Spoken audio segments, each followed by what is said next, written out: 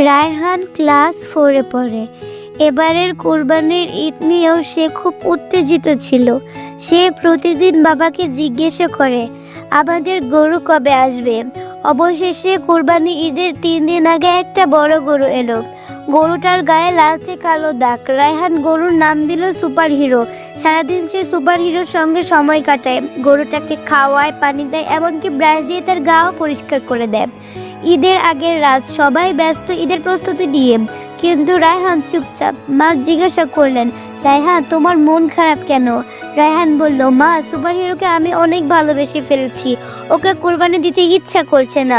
মা রায়হানকে বুকে টেনে নিয়ে বলল, জানো বাবা, কোরবানি মানে শুধু পশু জবাই নয়, কোরবানি মানে ত্যাগ শেখা। যা আমরা সবচেয়ে বেশি ভালোবাসি আল্লাহর জন্য তা ত্যাগ করা। পরদিন সকালে রায়হান তার বাবার সঙ্গে ঈদের নামাজে যায়। নামাজ শেষে যখন সুপার হিরোকে কুরবানি দেওয়া হলো, রায়হানের চোখ দিয়ে জল চলে এলো, কিন্তু সে কিছু বলল না। পরে সে নিজে থেকে ব্যস্ত হয়ে পড়লো কোরবানির মাংস প্যাক করতে। বাবার সঙ্গে সে বস্তির দিকে রওনা হয়। গরিব মানুষের হাতে মাংস দিয়ে আসে। এক বৃদ্ধা কেঁপে কেঁপে বলে উঠল, বাবা, আল্লাহ তোমাকে ভালো রাখুক, অনেক দিন পর ঈদের মাংস খেলাম। শ্রদ্ধায় রায়হান মায়ের পাশে বসে বলল, মা, আমি এখন খুব ভালো লাগছে।